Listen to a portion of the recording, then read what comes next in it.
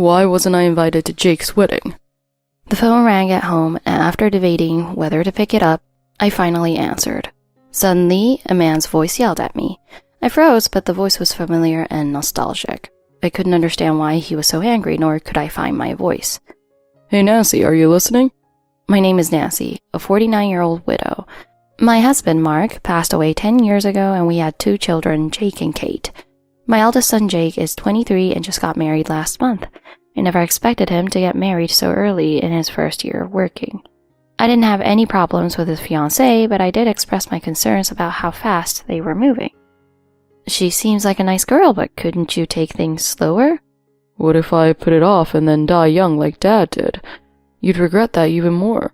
His response left me speechless. Mark had been a college professor specializing in animal behavior.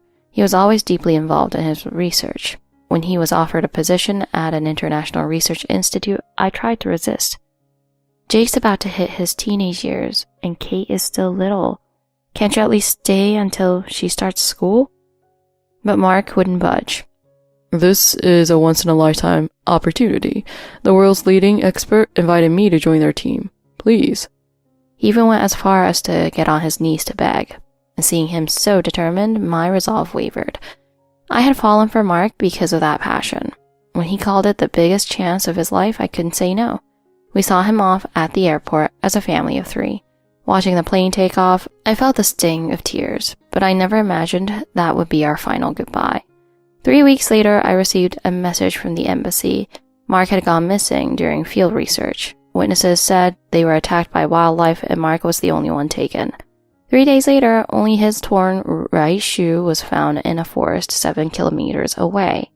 The authorities deemed survival impossible and he was declared deceased. The memory still tightens my chest.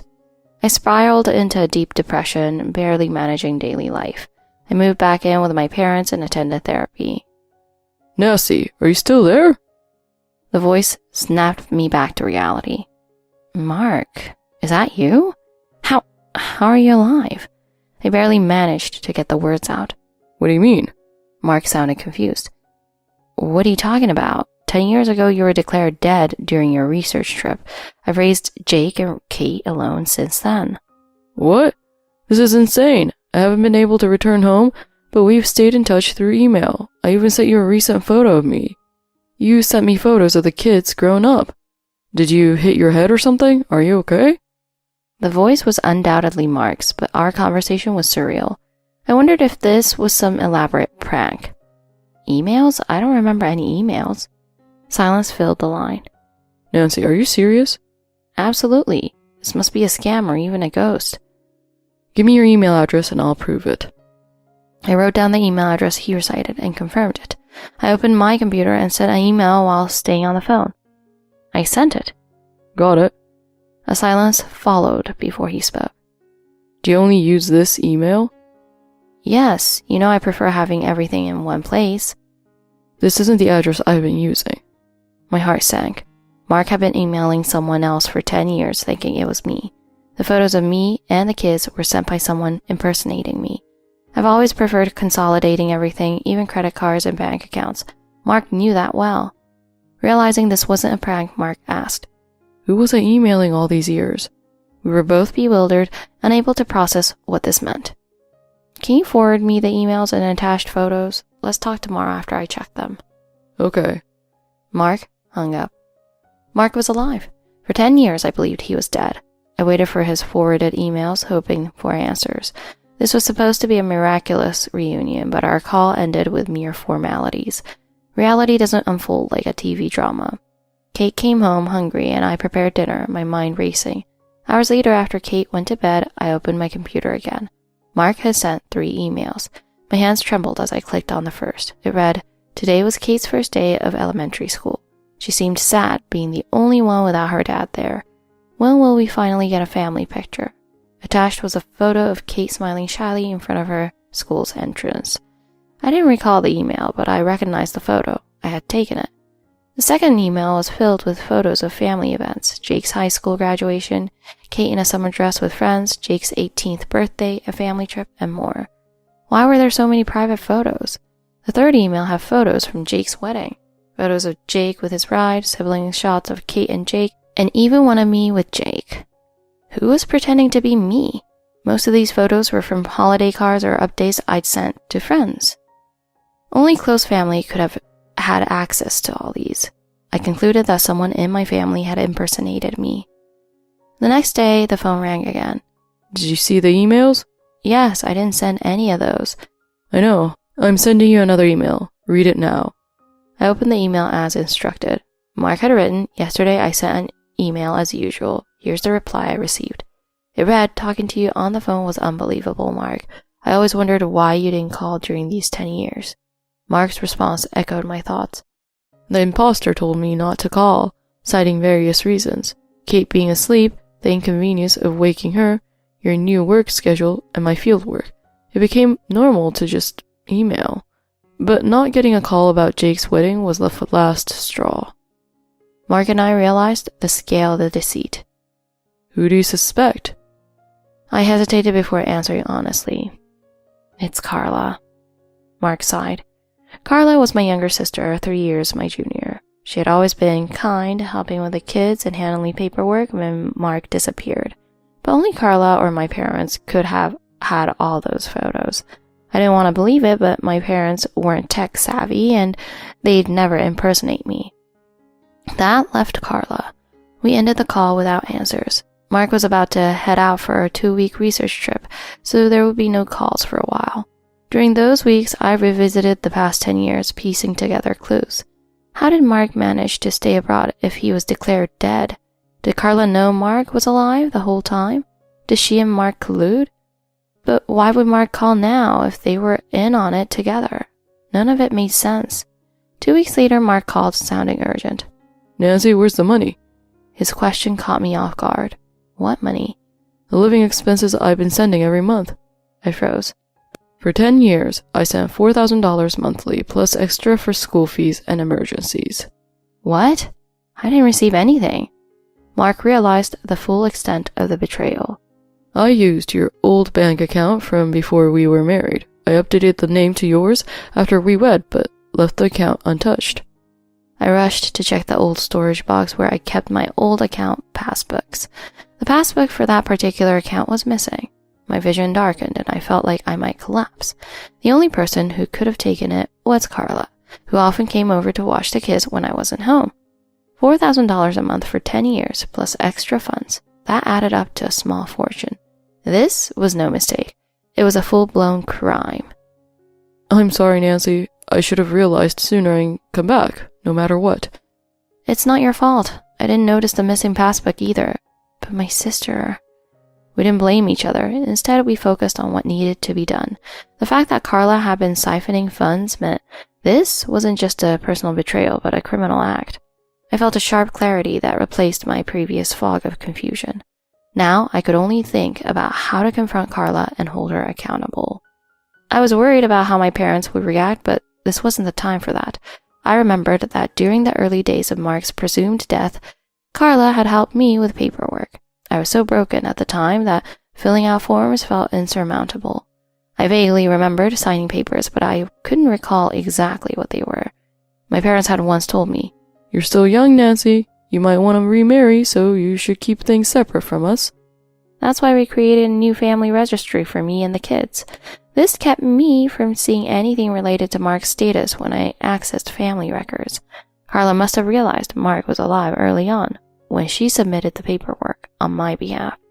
Instead of submitting the death certificate, she likely filed a fake divorce decree and created a new registry.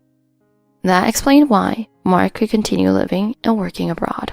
Carla's meticulous planning left me astonished. On the surface, her life seemed ordinary. She was married with 1 child and living a middle-class life. She wore modest clothes, and her spending seemed normal. Her son attended private school, which could be manageable with 1 child. But what had she been using all that money for? I hired a private investigator to track her movements. When I explained the situation, the investigator looked stunned. Is this really true? The first 10-day surveillance turned up nothing suspicious. Do you want to extend the investigation? I agreed, despite the expense. I couldn't let this go unresolved. My hunch proved correct. On the day Mark's usual transfer came through, Carla made her move. She used my card and passbook to withdraw cash easily. She then headed straight to a nightclub. The investigators captured clear photos of her entering and leaving, particularly her exit, where she clung to a man, gazing at him as if reluctant to part. 3 days later, she met the man during the day for a shopping spree, buying him luxury gifts before visiting the club again. Seeing the evidence, I felt betrayed. I had spent years thanking Carla for her help, only to find out she had deceived me and squandered Mark's money. Tears of anger welled up as I printed the photos. I shared the evidence with Mark, who was even more devastated than I was. I left you because of my own ambition, but I tried to make sure you didn't struggle financially. I can't believe none of it reached you. Money is replaceable, but I can't forgive Carla for what she put you through. We agreed it was time to involve professionals. We compiled the evidence and reported it to the police. The next time Mark's transfer was scheduled, the police made their move. Ma'am, may I see your ID? Carla's face turned pale as an older officer showed his badge and guided her to a corner of the bank. What's going on? The people in line watched, curious about the scene. We're investigating a series of fraud cases. Your description matches the suspects. This is just a precaution. If your ID checks out, you'll be free to go. Carla forced a smile and handed over her license. Here, now can I go? One more thing. Can we see the passbook for your account you just withdrew from? Why? Isn't the ID enough? I've cooperated, haven't I? The suspect withdraws significant amounts from accounts, not under their name. If the passbook matches, this will be quick. Carla's expression changed, her eyes darting around. Miss Carla Smith, isn't that your sister's account? Everything's out in the open now. Carla's eyes widened, and she began to tremble. She tried to bolt, but a younger officer restrained her.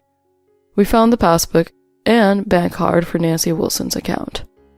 Carla's shoulders slumped as she realized she'd been caught. Nancy, is this your sister?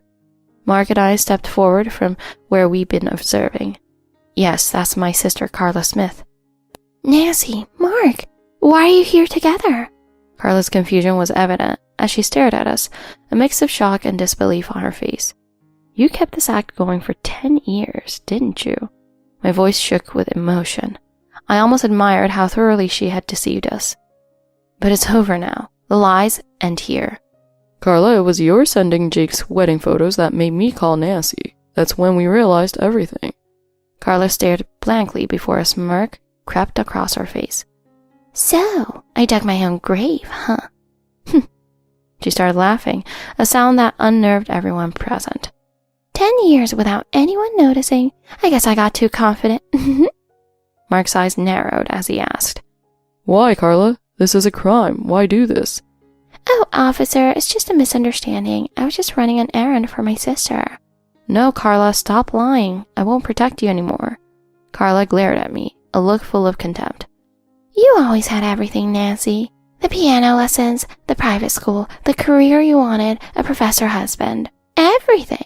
It was never fair. Her voice rose as she vented ears of resentment. So you weren't after the money? You did this just to hurt me?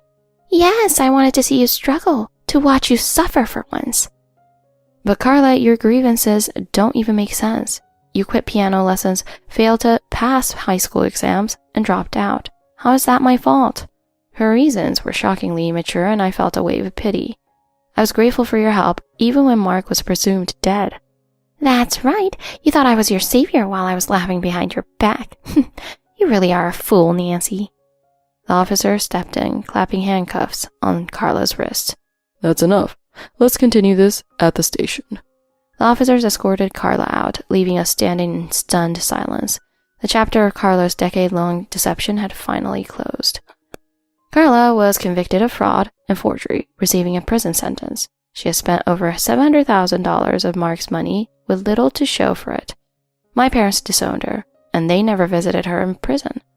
Her husband filed for immediate divorce and moved away with their child. My parents tried to ask for help with raising their grandson, but were met with rejection. Mark and I decided that we wouldn't be lenient. She needed to repay what she'd stolen, even if it took a lifetime. The fake divorce was annulled, and Mark and I were legally married again. His parents offered heartfelt apologies for their part in the ordeal. Finally, we gathered as a family to celebrate Jake's wedding and Mark's return. For my younger daughter, who barely remembered her father, adjusting to him would take time. But we were patient, ready to rebuild. Mark chose to retire from international research. His achievements earned him a prestigious university position as a full professor. How did you survive, Mark? He smiled wryly. It was a miracle. I was dragged deep into the forest by that bear and knocked out cold. When I woke up, it was gone, along with my backpack. He described stumbling through the woods, injured and disoriented, until he found help. Mark took my hand gently. I'm here now, and I'm never leaving again. I squeezed his hand in return. Thank you for coming back. Together, we would reclaim the decade we lost. Family ditched me in the lobby during our trip, so I called the owner and enjoyed the penthouse suite. You don't have a room here, so you can sleep in the lobby like a stray dog. With a thud, my husband's luggage was dropped at my feet. I stood alone in the cold spring wind, feeling the sting of rejection. Just a week ago, when my husband suddenly suggested this family trip, my heart leapt with joy. Maybe he was finally beginning to accept me as part of the family. I put my heart into preparing for it, thinking I'd finally be acknowledged. But now I understand it all too well. With a thud, I was shoved from behind and slammed my shoulder into the column in the lobby. Oh, Anna, you were just standing there in the way. You should curl up in the corner like a stray. My sister-in-law smiled cruelly, enjoying my discomfort as she looked on. Standing with my luggage, I saw my husband carrying my sister-in-law's things carefully, glancing at me with disinterest. Go on. Move to the far corner of the lobby. Your presence brings down our family's dignity. With that, he walked off with his sister, shoulder to shoulder, to their rooms on the 3rd floor. Isn't it better than being outside in the cold? Compared to being homeless in this chill, the lobby is a luxury. My mother-in-law passed by me, laughing loudly with that distinctive, coarse voice. They have reserved 3 rooms, deliberately excluding mine. For years, I have swallowed everything, hoping to protect the family bond. Losing my father left me craving new family ties, and so I endured every bit of cruelty, thinking it would someday make them value me. I thought that if I just worked harder, became a better wife, they might finally see me as someone important. But the ache in my shoulder was nothing compared to the turmoil within me. I stood there under the lobby's chandelier, its light reflecting in my eyes like unshed tears. My fingers gripped my phone tightly, feeling something deep inside me breaking apart. I took a deep breath, made up my mind, and slowly began dialing. My name is Anna James, 35, a full-time housewife. I married my husband Mark 3 years ago. At first, the idea of joining a new family was thrilling. Having lost my father at a young age and experienced life with just my mother, I had always treasured the concept of family bonds. Since my 20s, I had invested in stocks, building up around $5 million in assets. I believed that personal finances were private, even between spouses, and never felt a need to share this with Mark. But in the first year of our marriage, when he came home late one night, clearly drunk, he confessed to a huge gambling debt. He was in tears, saying he couldn't pay it back on his salary alone. I was moved by his plea and thought this might be an opportunity to deepen our bond, so I told him about my assets. The very next day, he changed completely.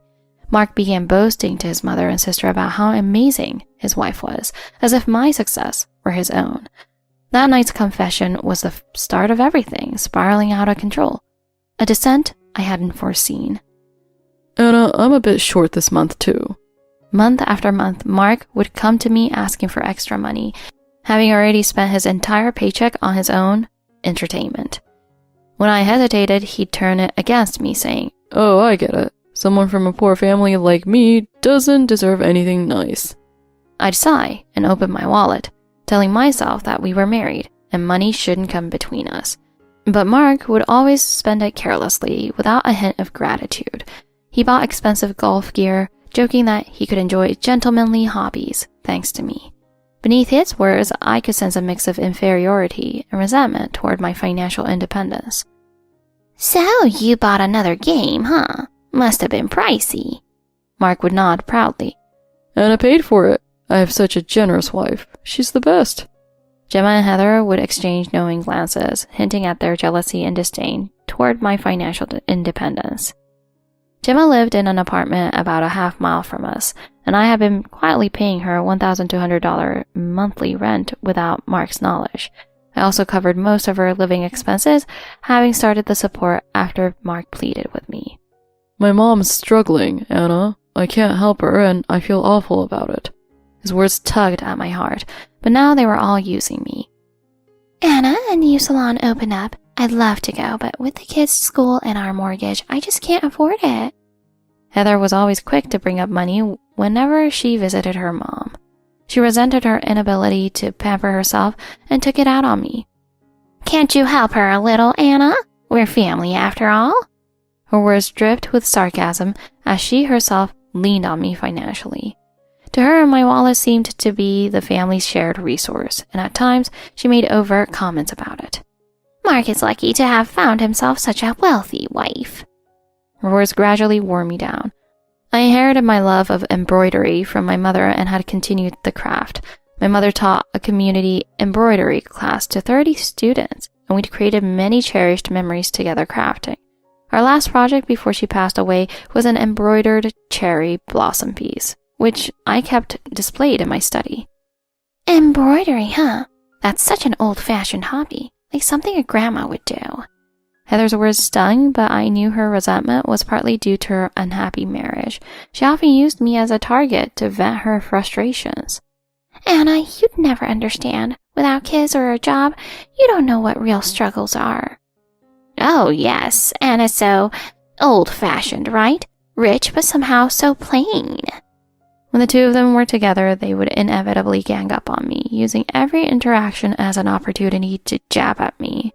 Mark would always brush it off with a vague laugh.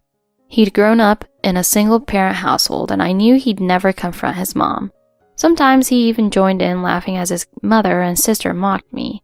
When we first married, I believed nurturing a strong family bond with them would be possible. I listened to Heather's complaints, and I helped Gemma financially, all with the hope of strengthening our ties. Mark, at first, was respectful of my success. Gemma was considerate, and Heather treated me like a sister. But over time, everything twisted and shifted. Mark's demands grew. Gemma's dependency deepened, and Heather's bitterness sharpened. I held on, telling myself they would one day understand and accept me. Thank you, Anna. I'll make sure to pay this month's rent by tomorrow. She'd say this every month, but her account was never changed. Instead, I would deposit $1,200 directly to her landlord.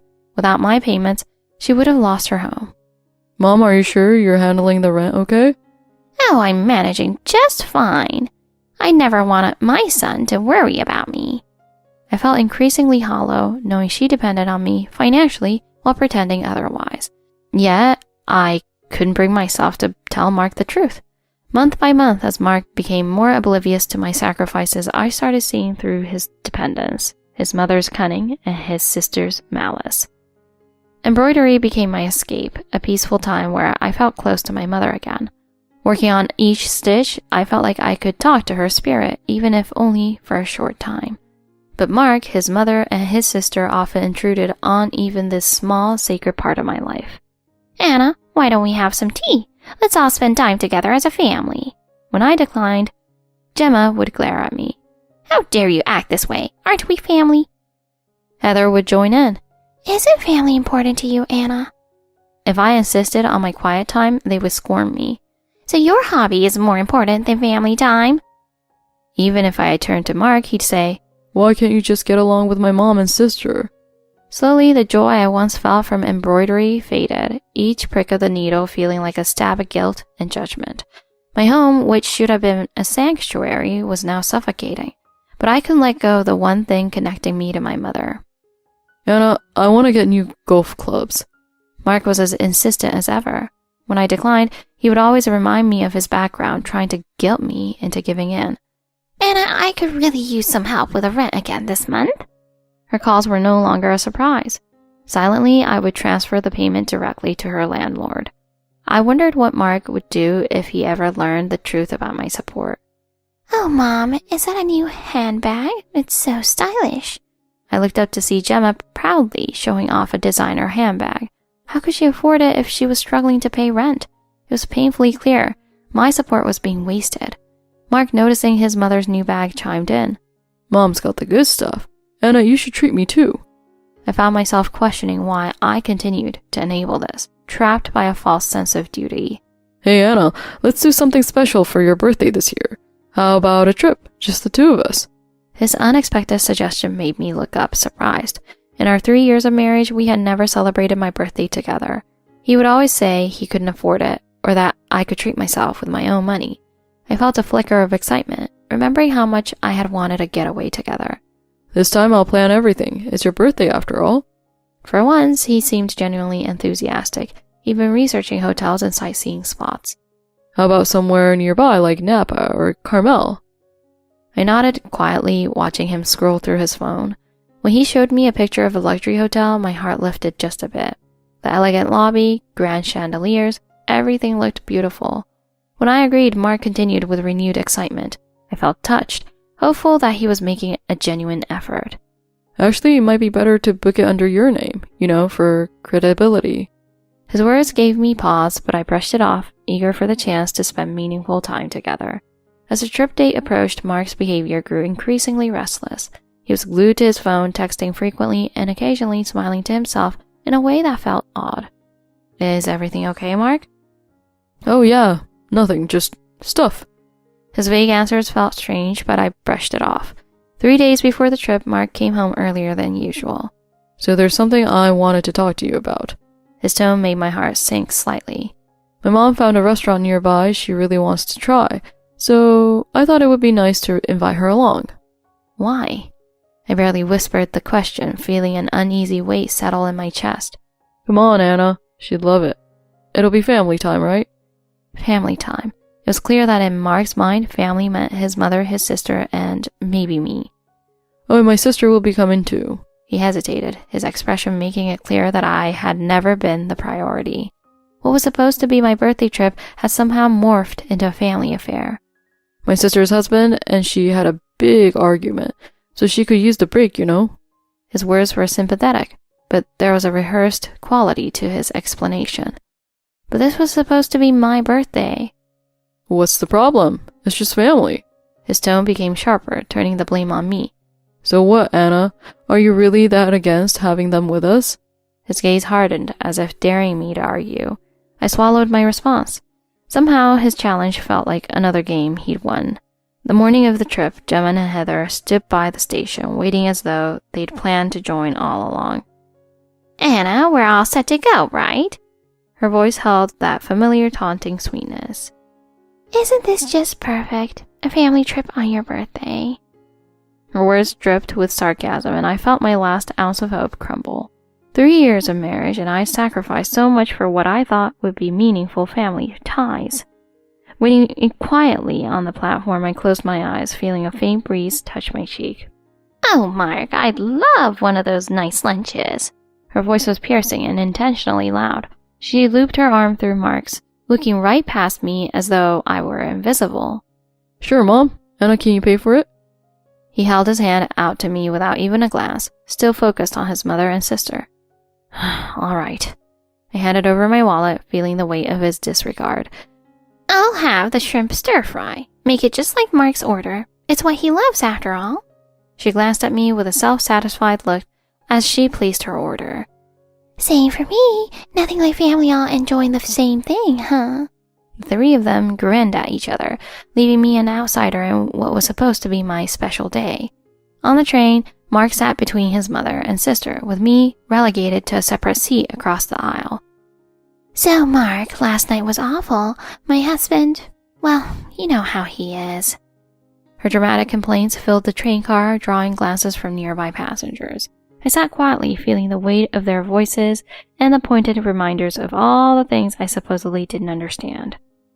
Anna, without kids or a career, you wouldn't understand what I go through. True, Anna's got it easy, doesn't she?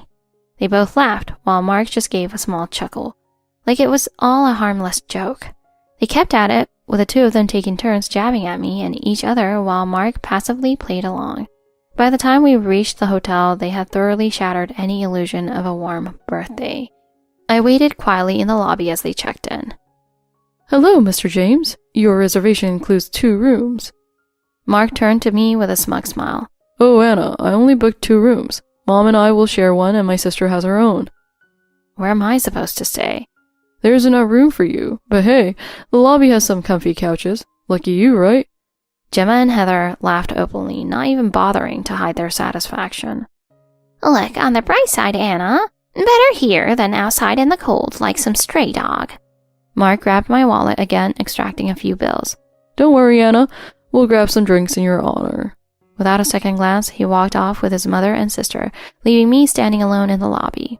As they left, I found myself gazing up at the chandelier, feeling a strange calm come over me. It was a turning point. I took out my phone, whispered a weak, "What a shame," and pretended to be in a predicament.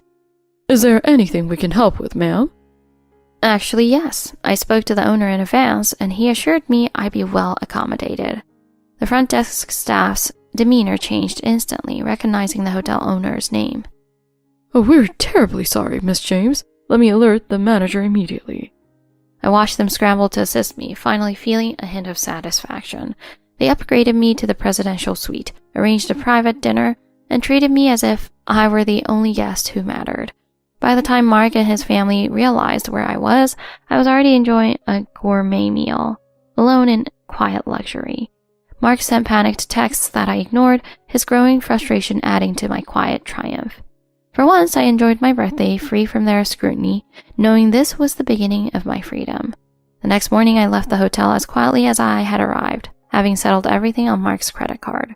It was time to take my life back, leaving them to deal with their own pettiness, and leaving me with a renewed sense of self-respect. As I walked out of the hotel, the staff's polite smiles and sincere gestures made me feel more supported than my own family ever had. By the time I boarded my train back, I knew they'd be waking up, wondering where I was, only to face a rude awakening. I turned off my phone, not wanting to be disturbed by the frenzy I knew would be happening back at the hotel. Later that morning, in the hotel lobby, Mark and his family were in a panic. This has to be a mistake. Just wait a minute. Mark's face turned pale as the front desk explained the charges.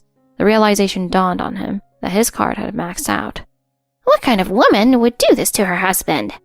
She's just shameless. How could she leave us here with this bill? The hotel staff calmly informed them they'd be allowed to settle the bill later if necessary, a courtesy thanks to my connections. But they had no idea how badly this would impact their social standing. When I returned home, the house was as silent as ever, but now I felt peaceful. I opened the curtains, letting in the fresh spring sunlight, and sat down with a deep breath of relief.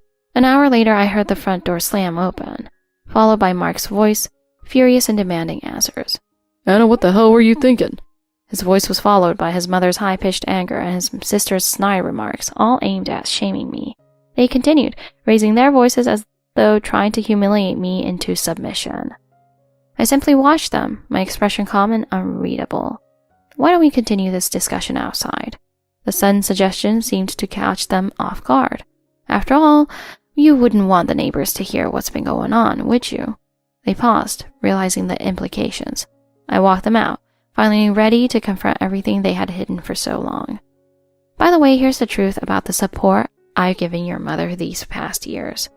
Mark's expression shifted as I explained how I had quietly covered his mother's rent for 3 years. Starting this month, that arrangement is over. His mother's face went pale, her earlier arrogance replaced by desperation. But Anna, please, you can't just stop like this. I can, and I already have. I informed his sister that her petty posts about me were well documented and now shared with her husband, who was already filing for divorce. One by one, they understood the weight of the choices they made and how their dependency on me had brought them to this point. For years, they had bonded over their disdain, but now, unable to face one another, they were truly alone. A few weeks later, Mark came by to collect the rest of his things. I wore a simple black dress and looked put together, knowing this was our last goodbye. Can't we start over? You spent years treating me like a monster wife, didn't you? Well, I hope you enjoyed it. I walked closer, my voice calm. There's no need for me to act like the villain anymore. This is the end. A few days later, I received a package. Inside, one of my cherished embroidery pieces was carefully wrapped. with a note from Mark's niece apologizing. It was a small but powerful reminder that kindness and understanding don't come from status or force, but from genuine connection. My embroidery classes began shortly after, and I poured myself into teaching, sharing what my mother had taught me, feeling that deep connection each time I worked. I had finally found my peace, not by forcing anyone to be family, but by building my own circle of support and joy, just as my mother would have wanted. My in-laws ditched me on a family trip, mocking my unemployed status, until the owner charged them $20,000. Having you, a useless daughter-in-law, stay at a luxury hotel is such a waste. Her mocking laughter rang through the phone, leaving me in shock. Her arrogant attitude and her disregard for me brought a surge of anger. She always treated me like I was worthless, but this time her treatment went beyond all limits. Watching the rest area fade into the distance, I realized I was completely alone. Just moments ago I was with my family, and now I've been left behind.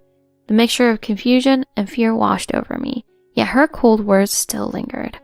You, who just sit around the house, don't deserve to stay at a hotel. My chest tightened. Despite my hard work, she never recognized my efforts.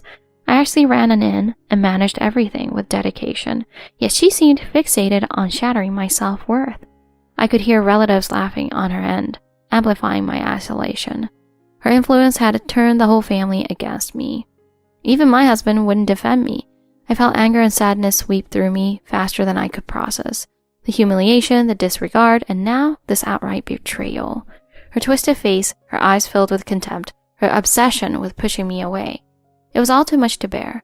Something inside me snapped, and in that moment, a decision was made. No more tolerating this.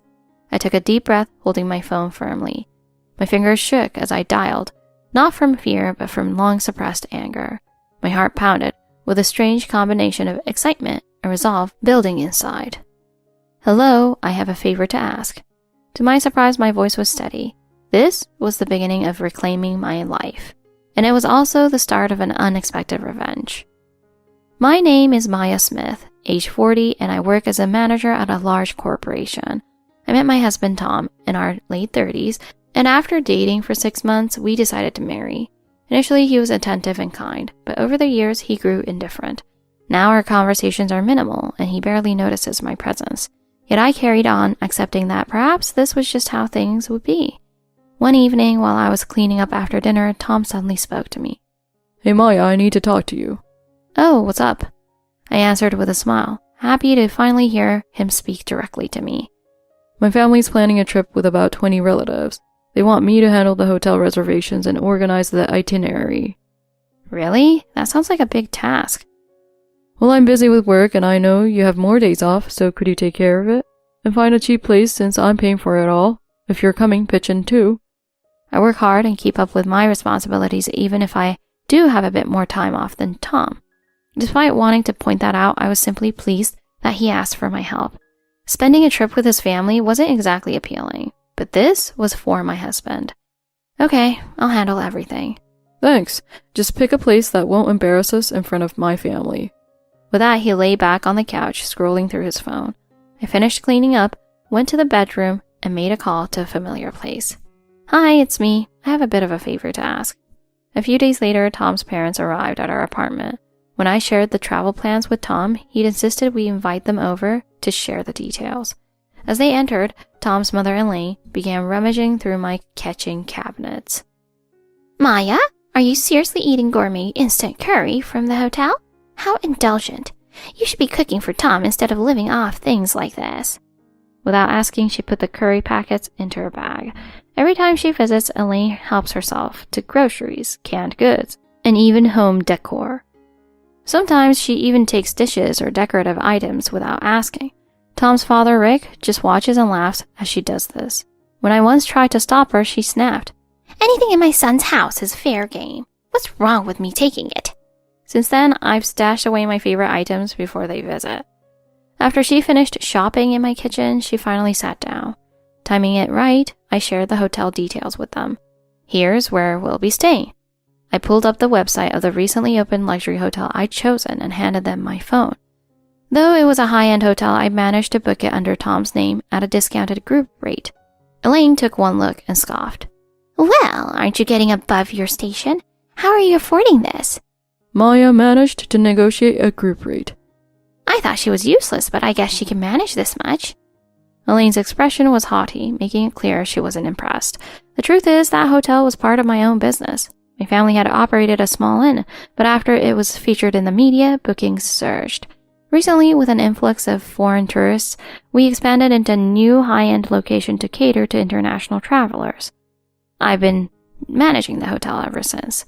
Although Tom knew my family ran a business, he had no idea I was managing a high-end hotel. I'd keep this secret, fearing Tom would be threatened by my career success. Tom once complained about my income surpassing his, so I downplayed my career's scope. Over time, I resolved not to share the full story with Tom or his parents. I'm sure you'll love it. It's a lovely place with great hospitality. We'll see. I'll keep my expectations low. Speaking of which, since we're here, let's do some shopping and maybe grab dinner at a nice restaurant. Ignoring my offer to prepare a meal, they left shortly after. The day of the trip finally arrived. Tom, his parents, and I set off in his car, planning to meet the rest of the family at the hotel. Tom's mom, sitting in the back seat, couldn't resist throwing jabs. Tom, isn't it time you replaced this old car? You shouldn't be driving around in something so shabby. I'd love to, but it's not in the budget. Oh, I'll pay for it. I can't stand the idea of my son driving such a clunker. Really? Thanks, Mom. Of course. We'll go to the dealership together next week and pick out something impressive. He chatted away as if I weren't sitting right beside Tom in the front seat. Moments like these had become the norm with his family, though it didn't make it any easier. You know, if only there were grandkids along for this trip. But well, I guess at this point it's too late to hope for that. Well, that's what happens when you marry a woman already past her prime. Mom, Dad, can you not? Tom didn't say much more, letting their hurtful comments fill the car. I kept quiet, staring out the window, regretting agreeing to come along. After a while, I quietly spoke up.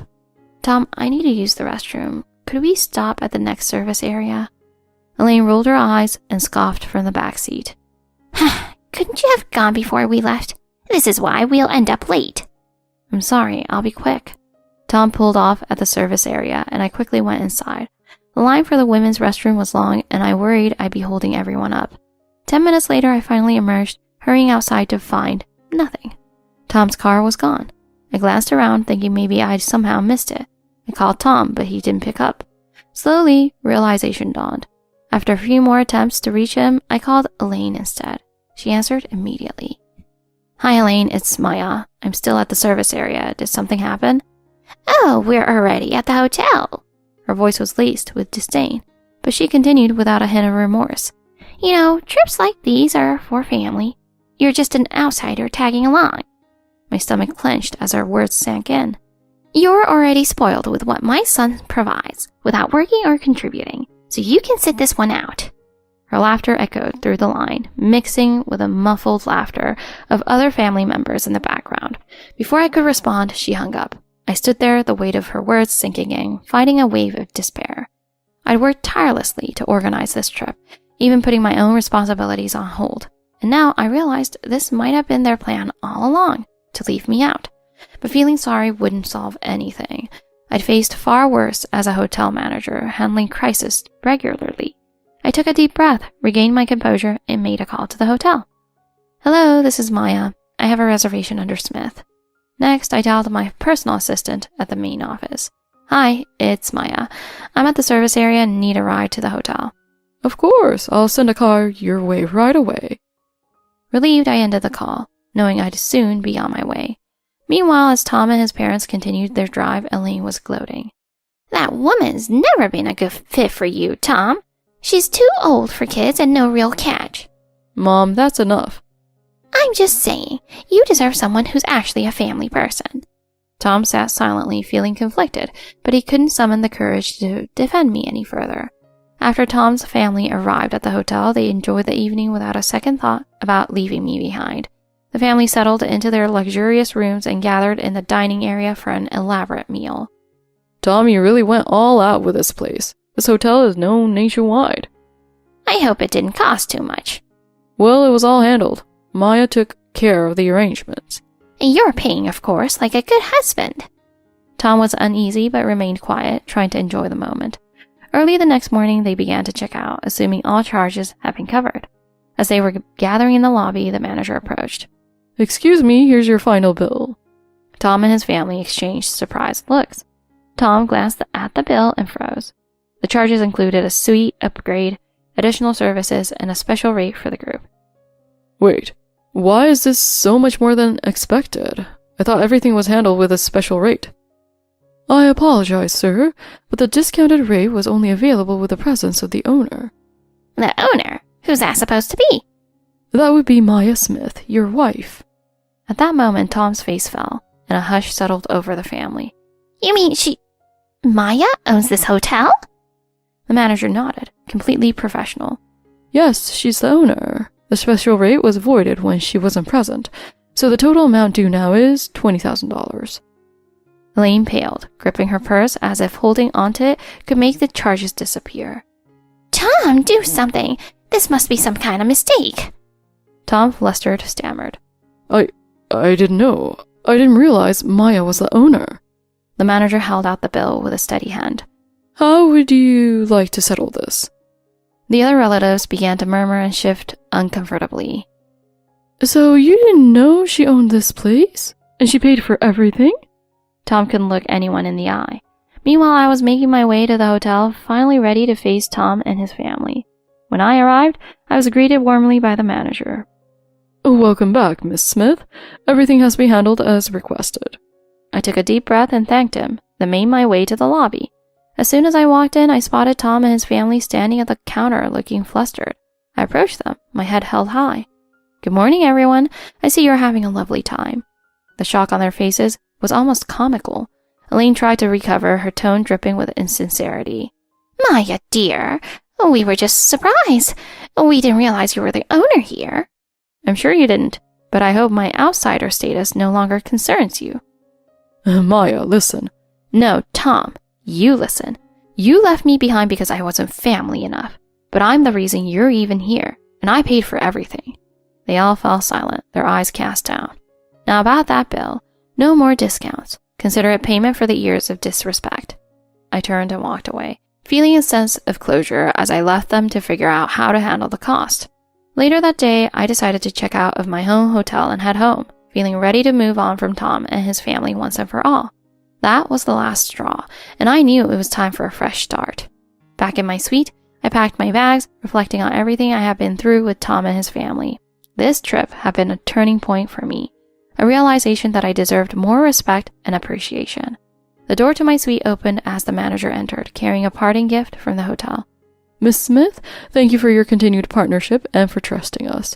We hope this is only the beginning of more successful ventures.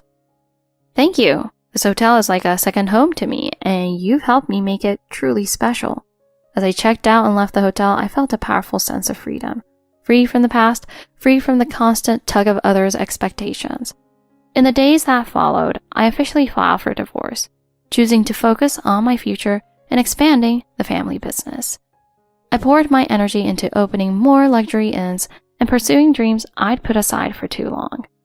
Surprisingly, news of my divorce and Tom's financial missteps soon circulated, but I was too busy to give it much thought.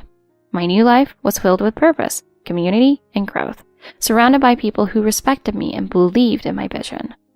On quiet evenings, I'd raise a glass to myself, grateful for the strength to walk away and build a life on my own terms. I'd finally reclaimed my happiness, and I wasn't looking back. Overhearing my husband and Emma plotting to get rid of me, I quietly slipped away. I swear, I just wish she'd disappear. Annoying as hell. Always making things tense every day. Oh, totally. Let's just get rid of her. I've got an idea. Leave it to me. I froze. My husband's voice and my mother-in-law's high-pitched laugh came filtering in from the living room. My heart went cold. My knees started to shake. I couldn't move. Just moments earlier, I had been looking forward to being back after 2 weeks away. I'd even brought Jake's favorite bourbon from my trip. I thought maybe tonight we could sit together as a family and enjoy a quiet drink. I had even smiled to myself at that thought, sitting on the train home. But the moment I stepped through the door, I heard them plotting to get me out. The past 10 years I'd poured into this family suddenly felt worthless. I thought about all the mornings I'd woken up early to make everyone breakfast, the late nights I spent cooking warm dinners, and the weekends spent planning meals they loved. But my mother-in-law, Madison, would throw away my cooking. Food made by someone with no class isn't fit for us. She'd say it every time. But I'd quietly make it all again. Just a month ago, on my birthday, Jake hadn't come home because of work. But I later found out he'd been out at a fancy restaurant with his mom. My heart burned with the anger and sadness I've been swallowing all these years. For 10 years, I'd put away my own feelings. And right now, at this very moment, I realized it was all for nothing.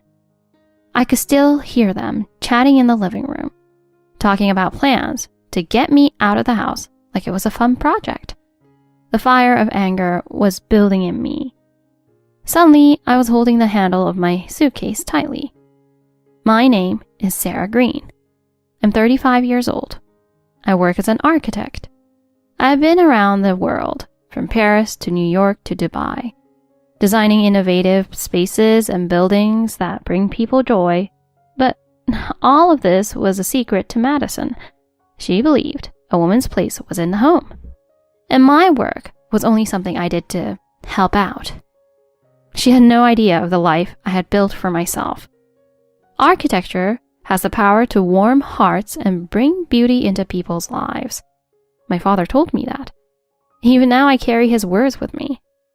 I lost both my parents in an accident when I was 15. Ever since, I worked tirelessly to keep my father's dream alive. In college, I graduated at the top of my class.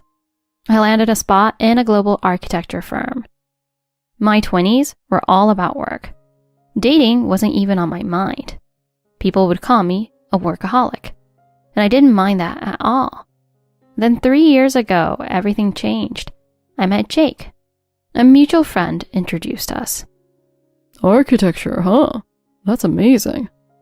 He had kind eyes, and he really wanted to understand what I did. I felt seen for the first time. I felt I could finally be with someone who truly understood me. So I married him, and felt like I'd found the family warmth I'd lost so long ago. We moved into a nice apartment together. We spent weekends picking out furniture, choosing curtains, setting up a plant by the window. A simple but real happiness filled our new home. But that happiness didn't last long. Less than a month into our marriage, Jake's mother, Madison, moved in without asking. Jake, I just can't bear to be alone anymore. She said it through tears. Jake, visibly uncomfortable, reluctantly nodded. I'm sorry, Sarah. My mom's been so down lately. I could already see his deep attachment to her. Jake's dad had passed away before we married, and I understood his mother's loneliness. So I thought, this is a chance to build a warm relationship with her. I worked hard to make her feel welcome. I got up early to make breakfast. I took care of the house after work, even though I was exhausted. On weekends, I'd plan things we could all do together, like going out or trying new recipes. Sarah, you don't have to do so much. If you overwork yourself, we'll all be worried. His words actually made me want to work even harder. But Madison's attitude began to change, bit by bit.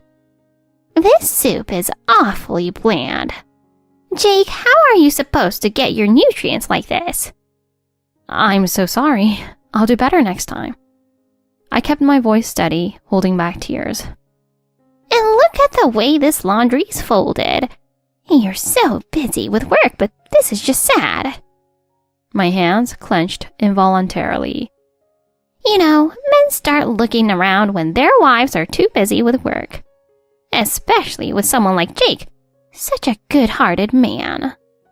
Her blatant comments stung, but I endured it. This was my family now. Occasionally, Jake would try to stand up for me. Mom, maybe don't say it like that. But his voice would trail off when she gave him a stern look. Every time that happened, a small part of my love for him faded.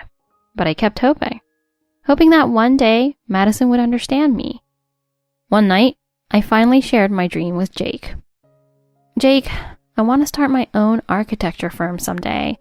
I want to build things that make people happy. And if I could have my own firm, I'd have more time for us. That's incredible, Sarah. You'll make it happen, I know it. His gentle smile warmed my heart. For a moment, it felt like I had a true partner. Recently, I secured a major project, one that could put me on the map as a serious architect. When I told Jake, he seemed happy for me at first. Wow, that's amazing, Sarah. But his smile didn't reach his eyes. He looked down, like he was hiding something. Just make sure you don't neglect things here at home, okay? Mom's been worried. His mother's hand landed firmly on his shoulder, giving me a disapproving stare. I could see all of Jake's insecurities and Madison's jealousy clear as day, but I couldn't give up. I still wanted to believe that one day we'd truly be a family. Until that night. One night, as I was finishing up the dishes, Madison's voice, sharp and mocking, cut through the quiet. Sarah, come here right now. Her voice was so harsh, it made my shoulders tense up. I sighed, bracing myself, and left the sink to join them. The smell of alcohol filled the room. Jake was sitting uncomfortably on the couch, looking uneasy. Madison's face was flushed, a satisfied smirk on her face. So, Sarah, are you really going on business trips? Or is it something else? Her accusation shocked me, leaving me momentarily speechless. My throat tightened, but I forced myself to stay calm. I knew from experience that arguing back would only make things worse. Then she produced a piece of paper, a divorce paper. Jake's signature was already on it. My heart pounded as I stared at his familiar handwriting. We're keeping it ready to go, in case you step out of line. I know some legal experts, you know. Her mocking smile felt like ice in my veins. My hands started to shake. Memories flashed in my mind, our wedding day, the new home we'd bought together, and every small moment we'd shared. Jake, what's going on here? Is our marriage that meaningless to you? Jake wouldn't meet my eyes. Well, Mom's just worried. And you're gone so often now. See? Even Jake is concerned. Running off on all those business trips and leaving the house in shambles. I looked at Jake, and suddenly everything was clear. His need for his mother's approval outweighed any commitment to me. I was furious, but too proud to let her see my pain. For years, I've kept this house running and taken care of both of you. And now, after everything I've done, this is what I get? Madison scoffed, rolling her eyes. Busy, always so busy. Jake, you even told me yourself you're fed up with her being gone all the time. I mean, yeah, I did say that, but... He looked like a scolded child, afraid of contradicting her. A part of me broke at that moment. The man I trusted with my heart was siding with someone determined to tear me down. Still, I didn't sign. I couldn't just walk away from my marriage without fighting for it. So I left for a 2-week work trip to Dubai, hoping the distance would clear my head. Then, during my trip, an email arrived that stopped me in my tracks. It was from one of the world's most prestigious architecture awards. Miss Green, congratulations! Your project has been shortlisted for this year's International Architecture Award. You are the first American woman to reach this level. My heart raced with pride and excitement. Dad's words echoed in my mind. Architecture has the power to heal, to bring people together. As my taxi drove through the city, I imagined how proud Jake would be. Maybe, finally, he'd see what my career meant to me. But when I arrived home that night, I heard laughter coming from the living room. I opened the door just in time to hear Jake's voice harsh and bitter. Ugh, God, I wish she'd just disappear. I can't stand living on edge every single day. Madison's voice responded, syrupy, sweet, but full of venom. Then why don't we make her go? Don't worry, honey. I've got a plan. My heart sank as I realized what was happening. I'd hoped to share my triumph with Jake. Instead, I found myself watching my own family plot against me. My hands shook as I held my suitcase. I felt frozen in place, unable to breathe. For 10 years, I'd done everything to build a life for this family. Early mornings, late nights, weekends cooking, and cleaning to keep them happy. And here they were, casually planning to cast me out. I stood frozen, clutching the award notification in my hand. Their laughter echoed, filling me with a cold realization. I knew what I had to do. This time, I wasn't just leaving. I was going to end this chapter on my own terms. I packed up my essentials that night, quietly gathering the pieces of my life without alerting Jake or Madison. I left behind anything tied to the past, the gifts, the memories, even the wedding ring. As I closed the door, I whispered a quiet farewell. 2 days later, I requested a meeting with Jake and Madison at a luxury hotel downtown. The 30th floor conference room overlooked the city, a perfect setting for what was about to unfold. Dressed in a sharp suit, I arrived early, laying out documents neatly on the table, my award notice, project contracts, and the signed divorce papers. When Jake and Madison entered, they looked startled. Jake seemed disheveled, his shirt wrinkled, while Madison's smug expression had faded to unease. Please, sit. What's all this, Sarah? Some kind of last-ditch effort? Her tone was dismissive, but I stayed calm. I wanted you both here for closure, and to clarify a few things. I placed the award notice in front of them. I recently learned I'm a finalist for an International Architecture Award. It's something my father and I dreamed about for years. Really? You never mentioned it. I wanted to share it with my family, but you both made it very clear where I stand. I played the recording of their cruel words, filling the room with their voices. Jake looked horrified, while Madison's face turned pale. That was taken out of context. I shook my head. There's no misunderstanding. I know exactly how you both feel about me. I slid the signed divorce papers across the table. I've filled these. It's over. Jake reached out, desperation in his eyes. Sarah, wait. Madison snapped, her control unraveling. Good riddance. You think you're better than us because of some fancy job and an award? No, Madison, I don't think I'm better. But I do know my worth, and it's not here. I gathered my things, leaving them both in stunned silence. The world outside was waiting, full of promise. And for the first time, I was free to pursue my own happiness on my own terms. A month later, I settled into my new life in a high-rise apartment, overlooking the city. The building was a reflection of my passion, with elegant architecture and stunning views, embodying everything I loved about design. Each morning, I would look out over the city, reminding myself that this new life was of my own making. I reconnected with friends, took on exciting projects, and built a new office downtown to house my growing team. My work was thriving, and I felt the thrill of new challenges and accomplishments every day. At the International Awards ceremony, my name was called as the winner. The applause echoed around me as I held up the award, honoring the dream my father and I had once shared.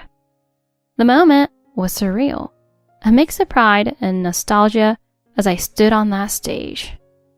I knew then that I was exactly where I was meant to be. Every painful experience had shaped me, and now I was stronger, independent, and unshakably confident. My heart was full, and my mind was clear. With each step forward, I felt the weight of the past lift, leaving me free to shape the future on my own terms. The world was my canvas, and I was ready to design a life truly worth living.